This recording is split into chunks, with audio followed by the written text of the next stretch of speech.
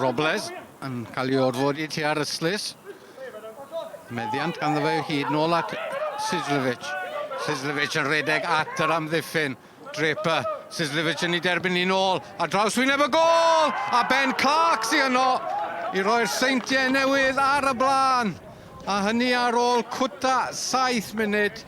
Robles mewn ychydig o drafferthion lawr yr ysglis chwith, ond yn y diwedd yr 1-2 rhwng Draper a Sislevich yn rhoi gol ar blat i Ben Clark. Sislevich ar gic gornel. Astles sydd ar y postyn pella ac mae'n fwy ac yn gryfach na'r 2 amddiffynwr. Gic gornel Sislevich i'r postyn pella a Astles yn o'i sgorio. 2-0 i'r Seintiau.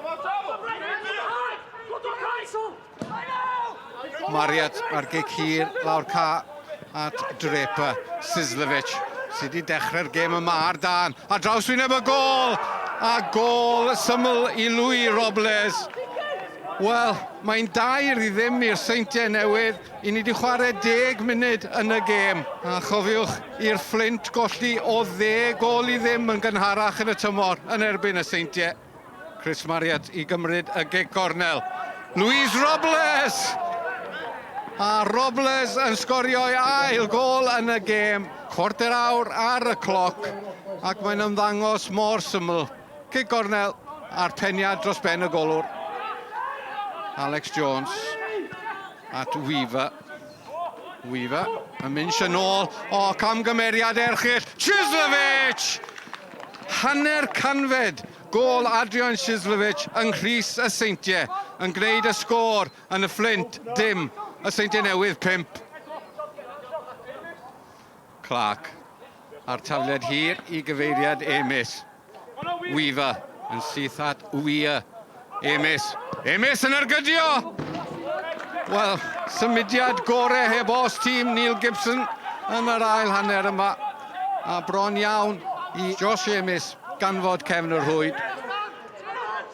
Redmond, digon o le gan chwaraewyr y Seintiau Newydd. Lle di'r chwarae at Brobl. Brobl yn dawnsio. Draper, nôl at Brobl. Brobl! Croeso nôl, Ryan Brobl. Mae wedi bod mas o'r tîm gyda ganafes mis Medi. Mae wedi dod ar y ca fel eilydd yn yr ail hanner. A chwta 5 munud ar ôl wneud i ymddangosiad, mae'n sgorio. Spender yn gadarn, yn gryfach na hat yn y dacl. Mae yna gymorth i'r chwith. Brobl sy yno. Brobl. A'r croesiad yn crafu top y trawst. A Brobl bron iawn. Wel, croesiad yn sicr oedd hi, ond bron iawn iddo fe sgorio i ail gol yn fan hyn. Ond mae'n parhau. Y Fflint dim, y Seintiau Newydd 6. Said to the lads, it's all about that. Like I said Tuesday, about starting the game right. Being in the right frame of mind. You come to places like this, you know, if you're going to go and win leagues, you need to tick these games off. Tricky little games on paper, tight pitch, good set of lads working for the manager. On a high after the last win, so to come out and play like that first 20 minutes, as you say, is different class to the lads. Fair play. When you play against TNS, you know you've got to defend, and you've got to defend very well. You've got to track your runners. You've got to be aware of all their combinations and their play, where they try and create certain overloads in certain areas and try and move you around to create combinations. We trained on it to work on that all week, but working on it and then in practice going out and delivering it and defending against it is a different matter. You know, the things we're disappointed with is the fact that we've conceded 2 goals from set pieces, which, you know, if you're going to concede goals from open play against TNS, we sort of understand that from time to time, but the set pieces is something we're very annoyed about. However, as you say, I can only really commend the players for being, I think it was 3-0 down after 8 minutes. I think we were 4-0 down after 14 minutes or 16 minutes. You know, that could get really, really messy. But my players show great application, determination and grit and heart and pride.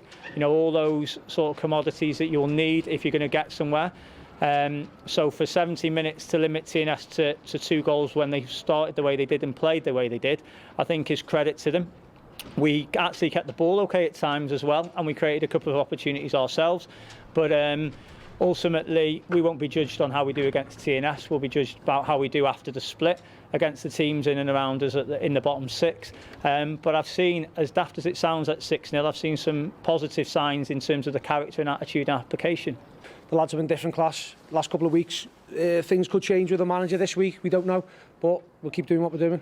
Yep, you're saying things keep moving, things change with the manager. Interested? Well, I'd always be interested. I've said, you know, I've enjoyed every minute of the last couple of weeks, but I haven't got my pro licence, so I'll still be a part of it, which is great.